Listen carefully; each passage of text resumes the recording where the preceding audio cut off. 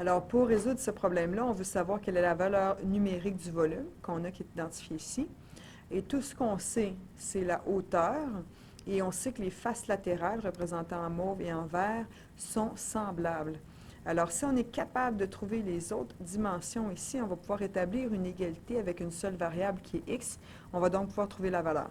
Alors, c'est ce qu'on va faire. Alors, je vais prendre le volume ici et je vais le diviser par ma hauteur, qui est x plus 8. Comme ça va me donner l'aire de ma base. Alors, x rentre 2x deux fois dans 2x3. Donc, 2x3. 2x2 fois 8 plus 16x2. Donc, ils sont vis-à-vis ici. On soustrait. Ça disparaît. 27x2 moins 16x2, ça nous donne 11x2. On abaisse les deux autres termes. X rentre combien de fois dans 11x2?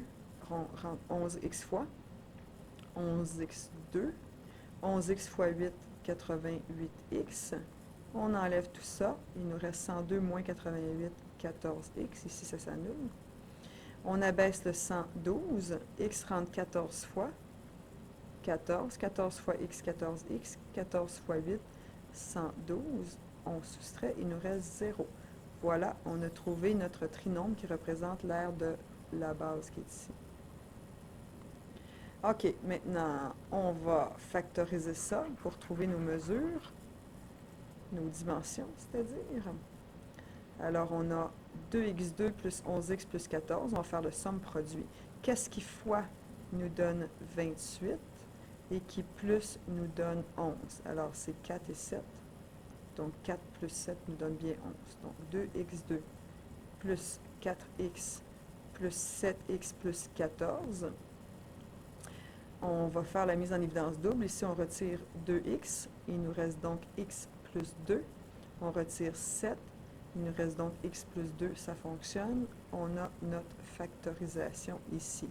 On sait donc que l'aire de notre base, c'est ça fois ça. Le plus long côté va nécessairement être 2x plus 7. Le plus petit, x plus 2. On est maintenant rendu à comparer nos deux, puisque ce sont des figures semblables. On va pouvoir faire un rapport et proportion. Alors, si je fais le gros côté, x plus 8 du côté mauve, sur le gros côté du côté vert, de la face verte plutôt, ça va égaler le même rapport que le petit côté de la face mauve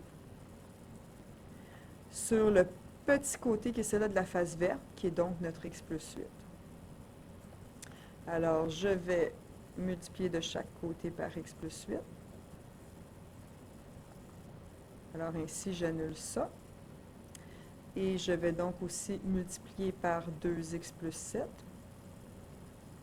pour pouvoir annuler ça ici. Et donc, 2x plus 7 ici. J'ai x plus 8 au carré, un binôme au carré, nous fait donc x carré plus 8 fois x fois 2, 16x plus 8 au carré, 64, qui nous donne ce binôme fois celui-ci, x fois 2x, 2x2, x fois 7, 7x, 2 fois 2x, 4x, 2 fois 7, 14. Alors, si je veux, j'ai une égalité.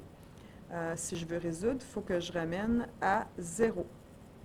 Alors, x2 moins 2x2, moins 2x2, ça me fait moins x2.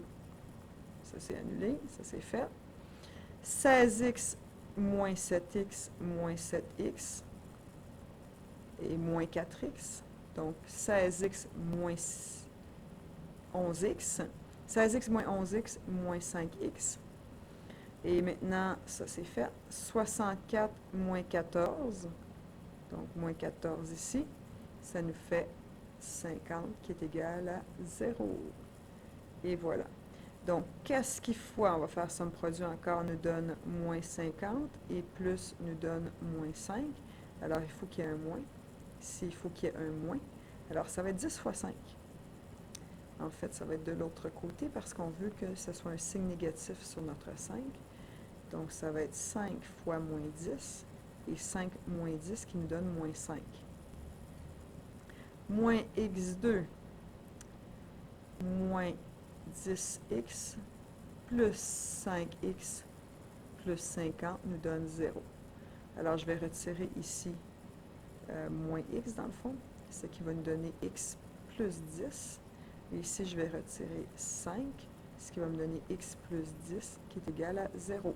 Je vais donc avoir moins x plus 5 fois x plus 10 égale 0. Donc, chacun, soit ça égale 0, ou soit ça égale 0. Donc, x plus 10 égale 0, x égale moins 10, ça ne se peut pas. Parce que si on remplace ici moins 10 plus 2, on obtient une valeur négative.